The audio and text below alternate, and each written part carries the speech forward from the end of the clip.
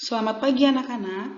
Kali ini Miss Ririn akan menjelaskan materi tentang penguatan maritim dan agrikultur di Indonesia. Penguatan maritim dan agrikultur di Indonesia dilihat dari potensi-potensi yang ada di Indonesia yang seharusnya bisa dikembangkan menjadi sumber ekonomi bagi Indonesia. Seperti maritim.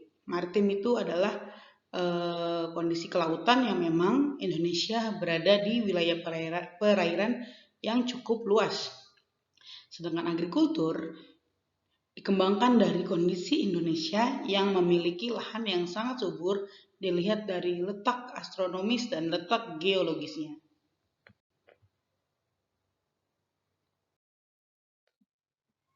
Akan Miss Ririn jelaskan adalah penguatan ekonomi kemaritiman.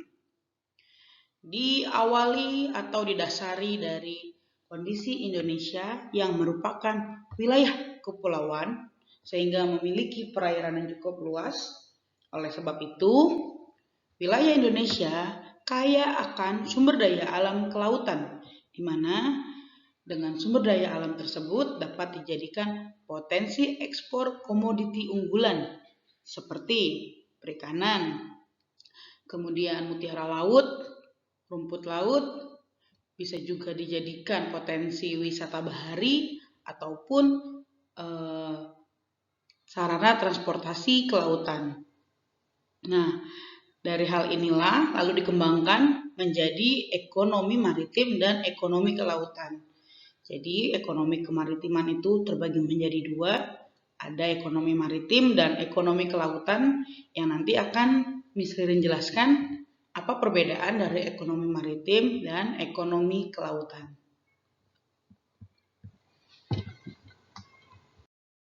Baik, Miss Ririn akan menjelaskan ekonomi maritim meliputi infrastruktur wilayah kelautan ya, seperti transportasi lautnya, industri galang kapal dan perawatannya, serta pengoperasian pelabuhan. Jadi sifatnya lebih kepada infrastruktur atau sarana prasarana yang berada atau yang meliputi wilayah perairan di laut. Sedangkan ekonomi kelautan adalah pemanfaatan dan pengolahan sumber daya alam, tentu sumber daya alam laut ya, baik itu di wilayah pesisir, di wilayah laut itu sendiri, dan di darat yang masih berhubungan dengan sumber daya alam laut. Jadi misalnya kalian pergi ke Gangsar dengan orang tua kalian, di Gangsar makan cumi asam manis misalnya. Nah berarti restoran Gangsar juga sudah melakukan ekonomi kelautan karena ada pengolahan sumber daya alam laut di sana kan, karena cumi itu berasal dari laut. Kemudian petani garam ya yang melakukan tambak garam di pesisir, walaupun itu di pesisir, tapi kan yang dikelola itu sumber daya alam laut. Nah, para petani garam juga melakukan ekonomi kelautan. Jadi, ekonomi kelautan adalah pemanfaatan dan pengolahan sumber daya alam.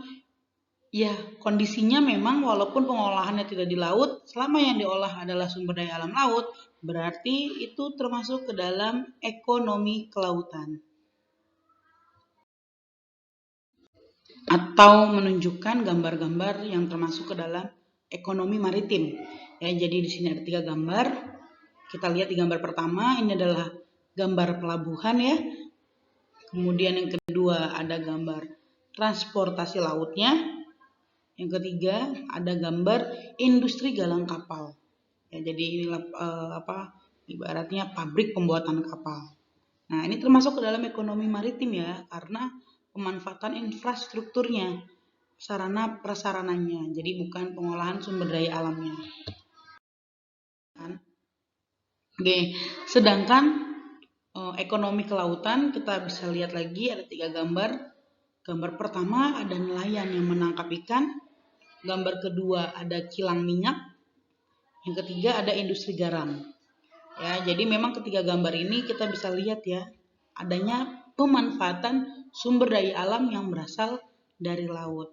Nah, ini termasuk ke dalam ekonomi kelautan.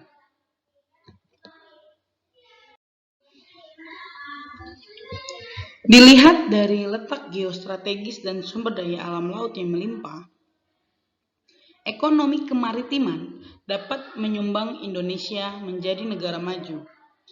Namun kenyataannya, hal tersebut masih belum berdampak di Indonesia.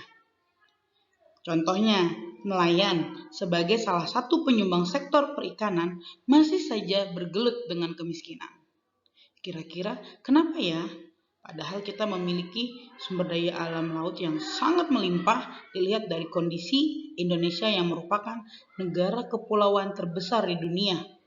Tapi ternyata sumber daya alam tersebut belum mampu membuat Indonesia menjadi negara maju. Kita akan lihat atau kita akan analisis dari beberapa kenyataan yang ada.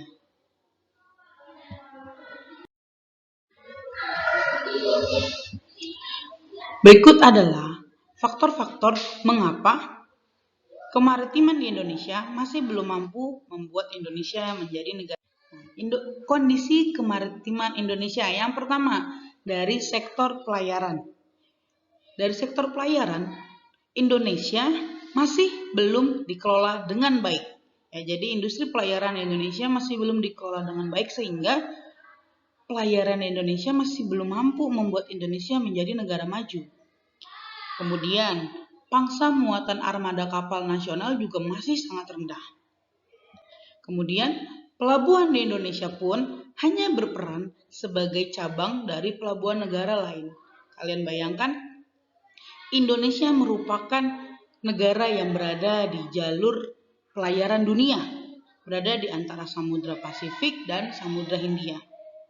Bahkan Selat Malaka merupakan salah satu selat tersibuk yang dilewati oleh pelayaran-pelayaran dunia.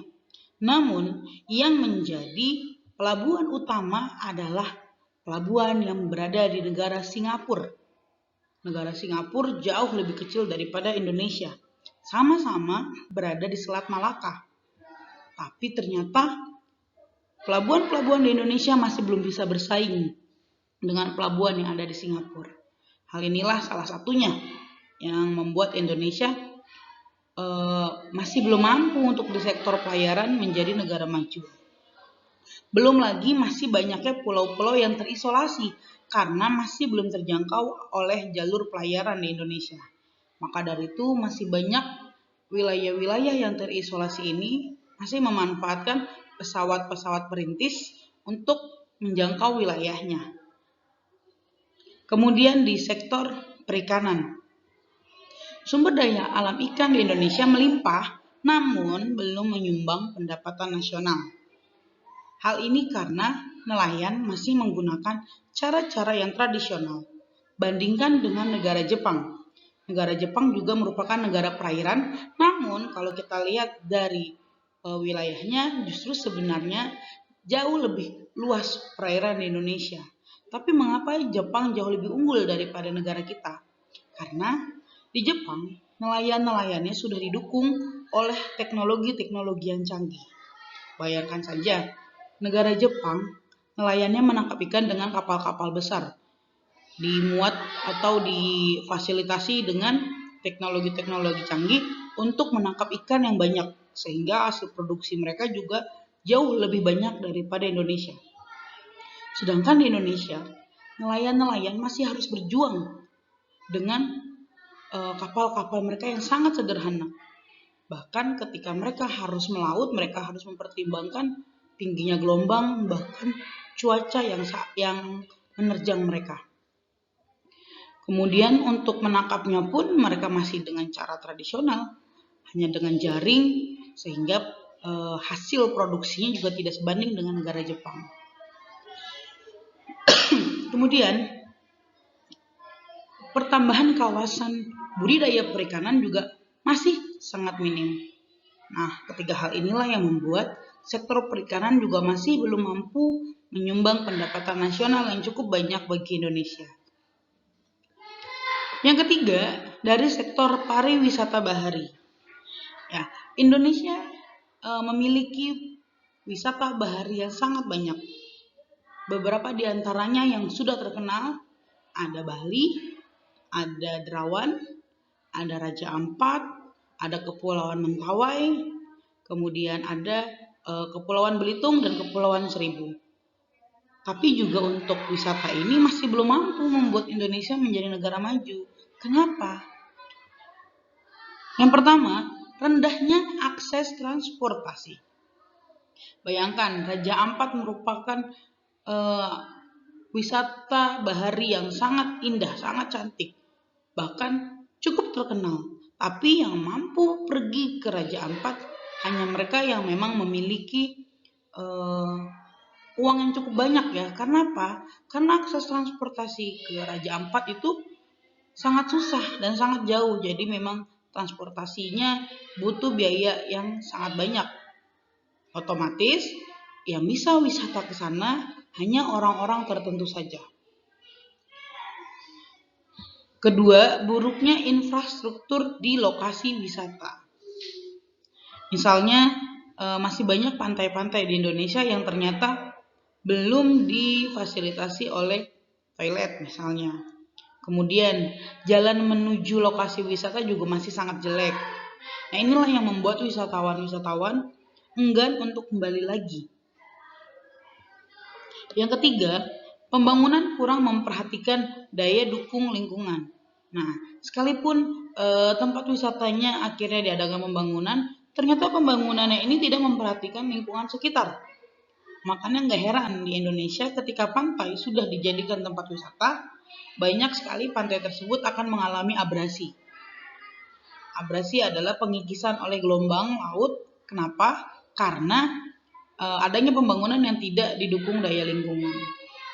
Dan yang terakhir, kurangnya promosi ya. Jadi masih banyak banget wisata-wisata bahari di Indonesia yang belum tereksplor karena memang kurangnya promosi yang dilakukan oleh pemerintah setempat.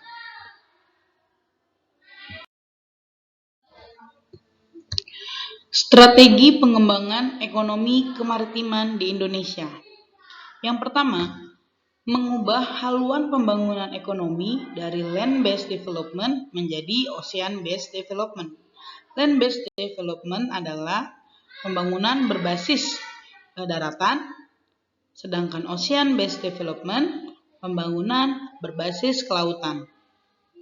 Strategi yang kedua, pengembangan infrastruktur seperti pembangunan tol laut, logistik kelautan, serta industri perkapalan. Tol laut di sini bukan jalan tol di atas laut ya, tapi akses transportasi laut atau mobilitas di lautan yang memang harus lebih banyak aksesnya, mobilitasnya. Jadi terjadilah dia transportasi atau pergerakan di atas laut. Yang ketiga, menyiapkan 5 pelabuhan besar seperti Pelabuhan Belawan di Sumatera Utara, Pelabuhan Batu Ampar di Batam, Pelabuhan Tanjung Priuk di Jakarta, Pelabuhan Tanjung Emas di Semarang, dan Pelabuhan Tanjung Perak di Surabaya.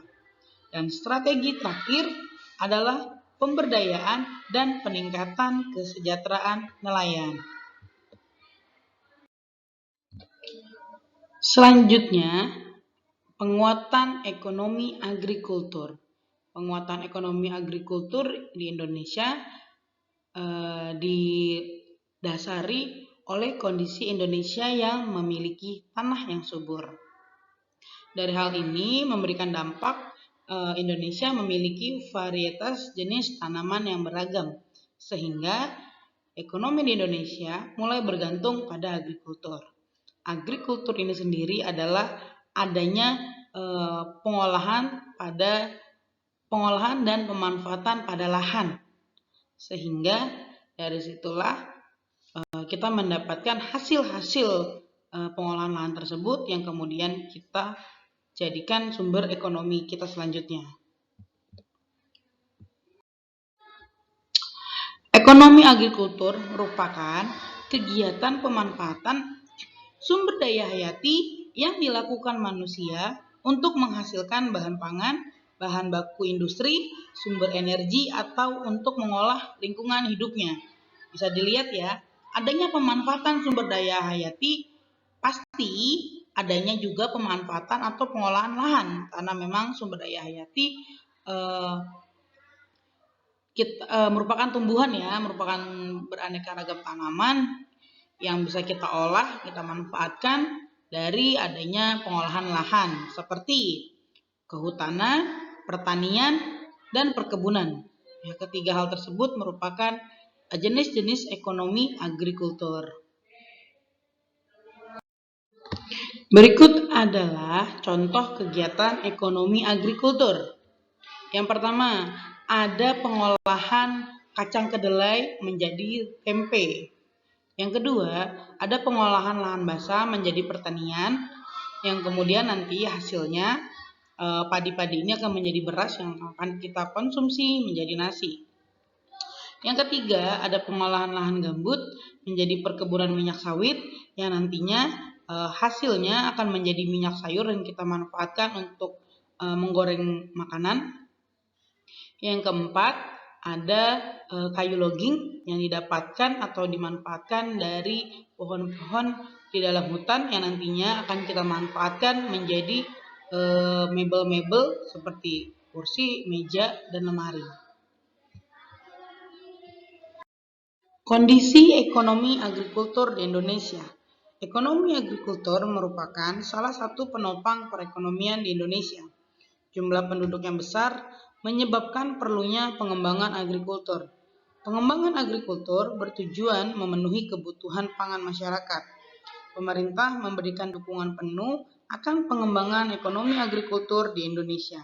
Pemerintah memberikan subsidi pupuk atau bantuan pupuk dan benih kepada para petani di Indonesia, serta mengawasi harga-harga produk pertanian untuk melindungi para petani di Indonesia.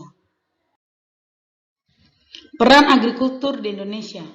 Yang pertama, menyerap banyaknya tenaga kerja.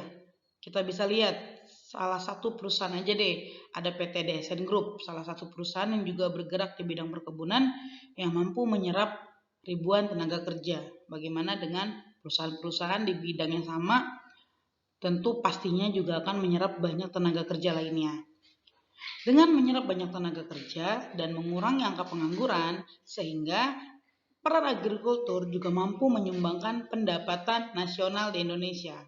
Berikutnya, sebagai penghasil devisa negara melalui komoditi ekspor pertanian.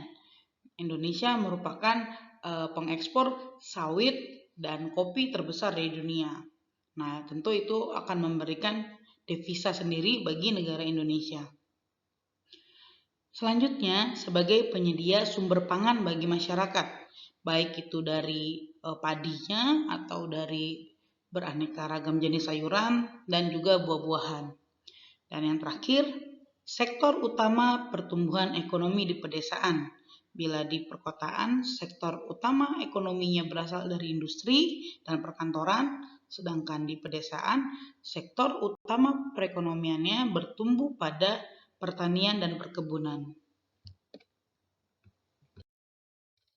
Hambatan pengembangan agrikultur di Indonesia. Yang pertama, skala usaha pertanian masih relatif kecil. Yang kedua, adanya keterbatasan modal. Yang ketiga, teknologi masih sederhana. Yang keempat, masih bergantung dengan musim. Yang kelima, masih menggunakan tenaga kerja keluarga. Yang keenam, rendahnya akses kredit, teknologi, dan pasar. Yang ketujuh, kurangnya penyediaan benih bermutu. Yang terakhir, adanya konversi lahan atau perubahan lahan dari lahan pertanian menjadi lahan industri dan pemukiman.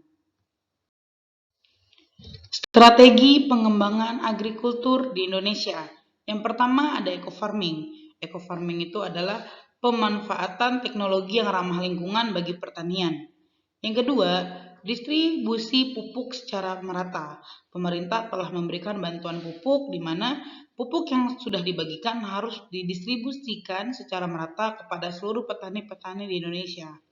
Yang ketiga, adanya perbaikan irigasi atau saluran pengairan bagi lahan-lahan pertanian dan perkebunan milik petani. Yang keempat, adanya perbaikan sarana pertanian. Yang kelima, pembukaan lahan baru bagi pertanian dan perkebunan. Yang keenam, adanya penyuluhan pertanian tentang update informasi apapun tentang pertanian-pertanian yang baik. Yang terakhir, adanya pembangunan sarana distribusi pertanian.